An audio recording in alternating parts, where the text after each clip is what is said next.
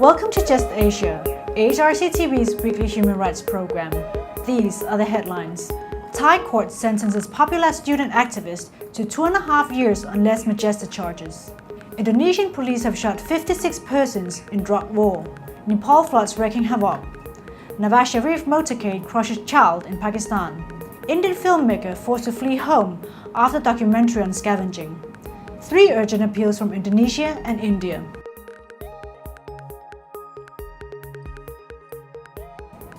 Welcome to AHRC TV's Just Asia. I'm Annie Lin. This week, Just Asia begins with Thailand, where a provincial court has sentenced student activist Pai Dao Din to 2.5 years imprisonment for sharing a BBC biography of King Vajiralongkorn.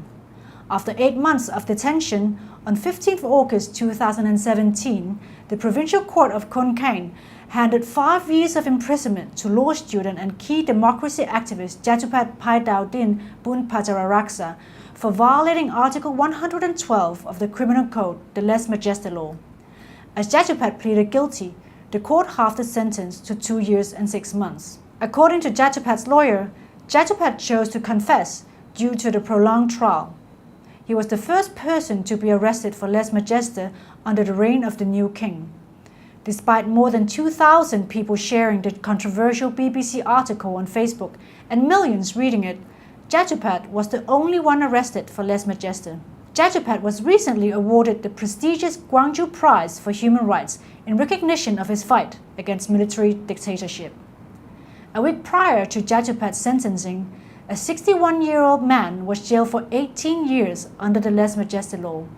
A Bangkok military court convicted him for posting 6 video clips deemed insulting to the monarchy. Use of the country's lèse-majesté law has surged under the royalist junta that took power in the 2014 coup d'etat, with more than 100 people charged since the coup, according to legal monitoring group ILAW.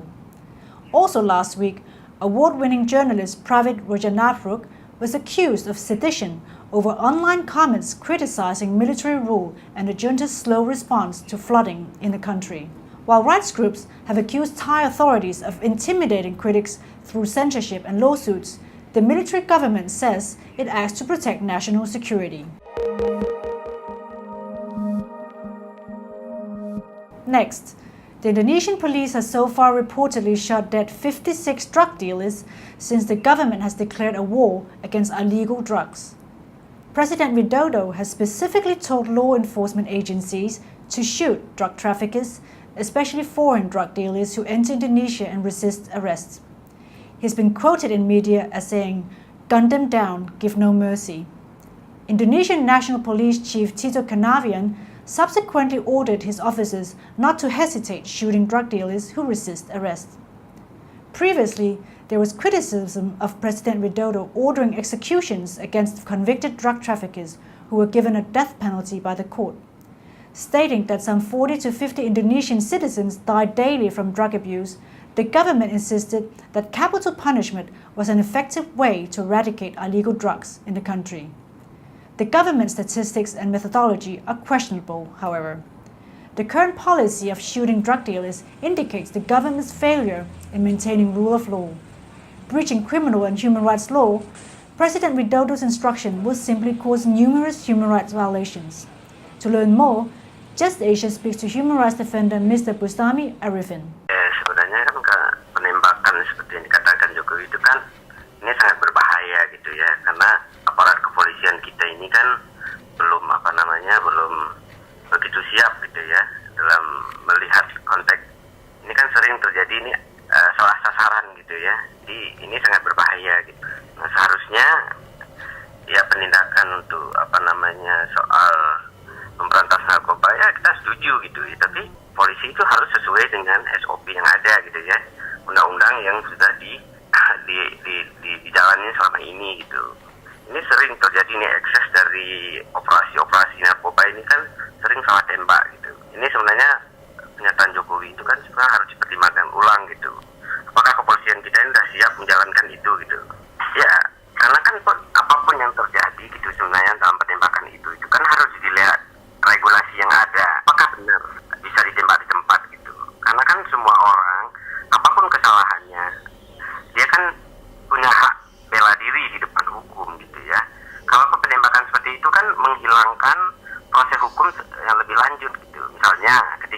memang bandar katakanlah bukan bandar narkoba. Kalau ditembak mati, bagaimana dia mengungkapkan yang lebih jauh lagi gitu? Ya, itu harus ditempuh gitu. Gak bisa seperti itu. Kita negara hukum gitu maksud saya. Itu harus dijalanin gitu. Mau nggak mau harus dijalanin gitu.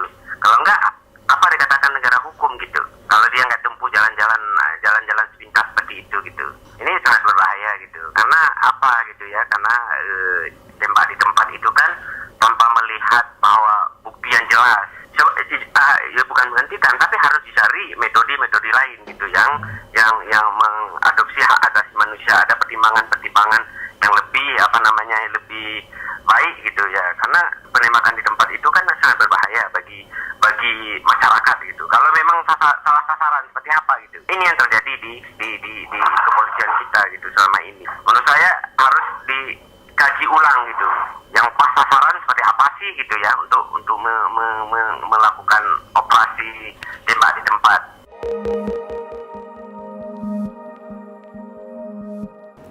Incessant rainfall in southern Nepal is severely affecting the country's Tarai region.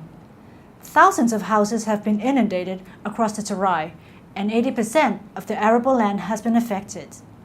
Since last Friday, the death toll from floods and landslides has reached 123, with more than 35 persons missing.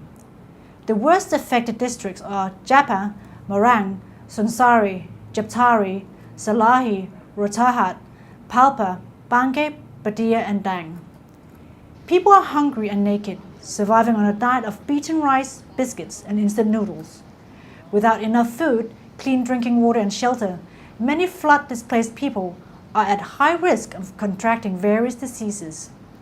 Many people are suffering from diarrhea. The flood victims are also in a dire need of essential medicines and health workers. There are very few doctors available in the flood-affected areas offering basic treatment, and there's a lot to be done to prevent the outbreak of waterborne diseases. Relief work from the government has been slow. The continuous rain and damaged roads is hampering government relief and rescue operations. A cabinet meeting on August 15 decided to provide 15,000 Nepalese rupees to all flood survivors as immediate relief. According to the Home Ministry, 13 choppers and around 10,000 security personnel have been mobilized for search and rescue. If the government of Nepal is unable to arrange immediate rescue and relief operations, it is advisable to seek a national and international help to manage this catastrophe.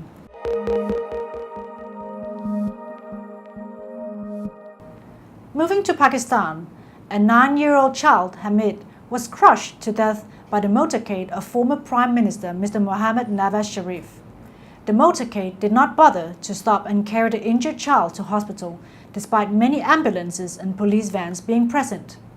The child lay injured on the road for some time before bystanders carried him to a hospital where he succumbed to his injuries. Mr. Sharif was leading a big protest against the decision of the Supreme Court to disqualify him for the post of Prime Minister.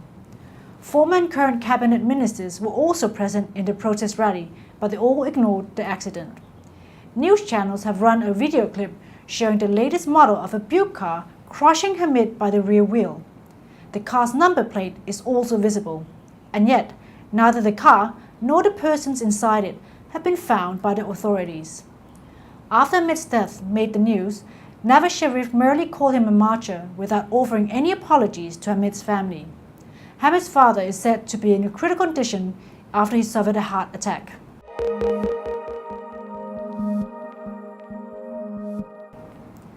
Moving to India, filmmaker Divya Bharati has been forced to leave her home state of Tamil Nadu after repeated threatening phone calls and suspected stalking. Bharati has received thousands of phone calls after her film on manual scavenging in India, called Kakus, was released, in which the dean of a well-known Tamil Nadu university was implicated. The dean's supporters have attacked her for besmirching the name of their community. Manual scavenging is a caste war, and Divya Bharati alleges that she is being targeted because of caste politics. She is being followed and watched, has received abusive calls threatening death and rape, and many cases have been filed against her for cyber-terrorism. Although she has filed police complaints, Bharati states that the police are acting on the frivolous complaints filed against her but have done absolutely nothing with respect to her own complaints. This case again exposes the prejudice and malice enveloping the Indian police. Finally, the Urgent Appeals Weekly features 3 cases from Indonesia and India. In Jakarta, Indonesia, a group of police and military officers, together with the village head and some thugs, forcibly entered a workshop held by the International People's Tribunal. They accused the participants of disseminating communist and Marxist ideology and demanded they have an official permit to organize such an event. In fact, the law does not require a permit for an indoor event such as a workshop. In India, Kerala, police brutally tortured an 18-year-old boy and forced him to confess to chain snatching. After he was released from the police station, he committed suicide. Also in India, activists protesting and fasting against the Madhya Pradesh government's decision to submerge an area where more than 7,000 families are living were arrested and batton charged by police, seriously injuring 42 people.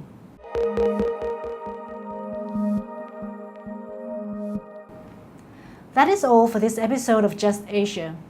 For more on these and other issues, please visit www.humanrights.asia or www.arc.asia/justasia. Thank you for watching and see you next week.